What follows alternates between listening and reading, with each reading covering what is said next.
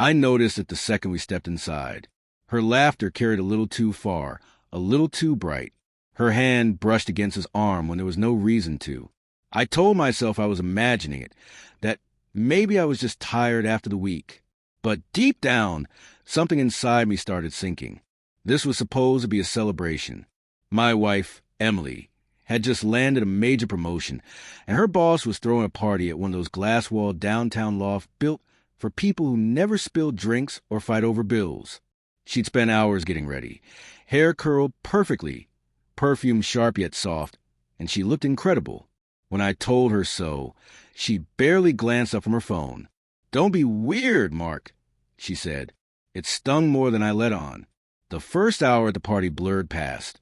Laughter, small talk, me holding a drink that never seemed to empty. Emily floated between groups like she owned the space, champagne in hand, glowing under the string lights.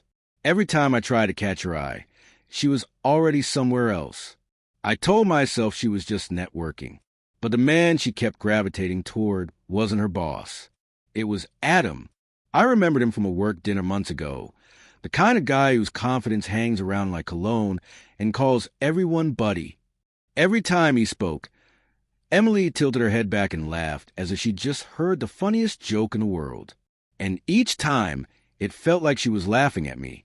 I tried to blend in, smiled at the right moments, nodded through conversations about company culture and travel plans, but I couldn't shake the feeling that I was just background noise in my own marriage. Around 10, the music got louder, and Emily slipped onto the balcony with Adam. I waited 15 minutes before following, telling myself I just needed air. When I stepped outside, they were gone. Only 2 half-empty glasses remained, and the faint trace of her perfume.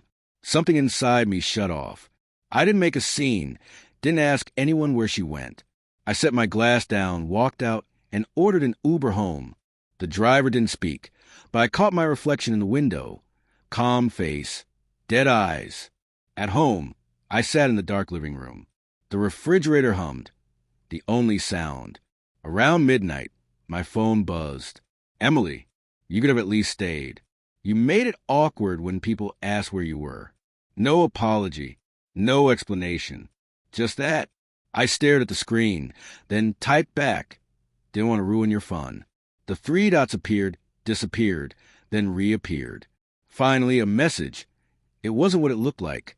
"Don't be dramatic." That word, dramatic, cut deep. Years spent swallowing my pride, ignoring the slow way she'd pulled away, brought back every time I'd been told I was overreacting, imagining things. I didn't reply. At 1:12 a.m., another message. "You weren't supposed to see that." My chest dropped. There was the truth, hidden between lines pretending to be remorse. I didn't even need it spelled out. The reality had been sitting in my chest all night, waiting for her to name it. I turned off my phone, leaned back, and let the silence close in. For the first time in years, I wasn't angry, just tired. The kind of tired that comes from pretending everything is fine when it's been breaking for ages. Morning light spilled to the blinds like an unwelcome guest. My phone buzzed, face down, constant. 6 unread messages. "Mark, please call me. Can we talk before you do something stupid? It's not like that. I'll explain when I get home. You're blowing this out of proportion. I love you. Please don't make this worse." Funny how "I love you" only shows up after guilt. I showered, dressed, and drove to the coffee shop down the street, the one where we'd sat every Sunday morning over burnt espresso and crosswords. It felt smaller now, emptier, like part of our life had quietly moved on without me. Emily came home around noon. Keys rattled in the lock. Nervous. New. She stepped in, eyes puffy, makeup smeared, same dress from last night crumpled around her like regret. "Mark," she said softly, "can we talk?" I didn't answer. I just watched her pace, heels clicking like a metronome, marking the end of something we both knew was over. "It wasn't what you think," she began. "Adam and we were just talking. I had too much to drink. Maybe it looked worse than it was." I raised an eyebrow. "You texted me. You weren't supposed to see that." "Explain." She froze, eyes darting. I meant the conversation. It was personal, about work. Because people discuss work on balconies at midnight, whispering. I said. She sighed, exasperated. You always twist everything. You left without giving me a chance. That line hit differently now. I realized how often she'd use it before. You didn't give me a chance. You overreacted. You're imagining things. Every argument rewritten so she stayed innocent. I looked at her, really looked. The woman who couldn't sleep without my arm around her now seemed like a stranger caught in her own web. I'm not angry, I said quietly. Just done. Done with what? She asked. Done with trying to convince you to love me the way I love you. The silence that followed felt heavier than shouting. She stepped closer. Mark, please. It didn't mean anything. I nodded. That's the problem. Nothing does anymore. I grabbed my jacket and walked to the door. She followed, panic in her voice. Where are you going? For a drive, I said. Maybe somewhere past that. Mark, don't do this. Don't throw everything away over a misunderstanding. I turned to her one last time. You threw it away the moment I became invisible to you.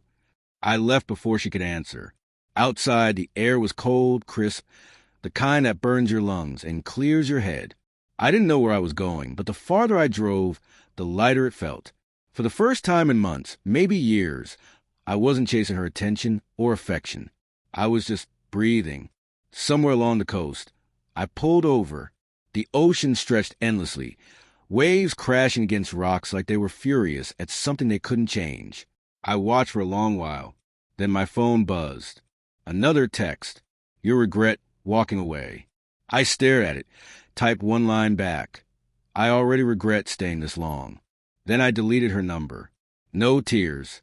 No heartbreak. Just a feeling of being real again, stepping out of a conversation that had ended years ago. The truth she'd hidden wasn't just about another man. It was about how little she'd seen me, how easily I'd become part of the furniture in a life we'd stopped building together.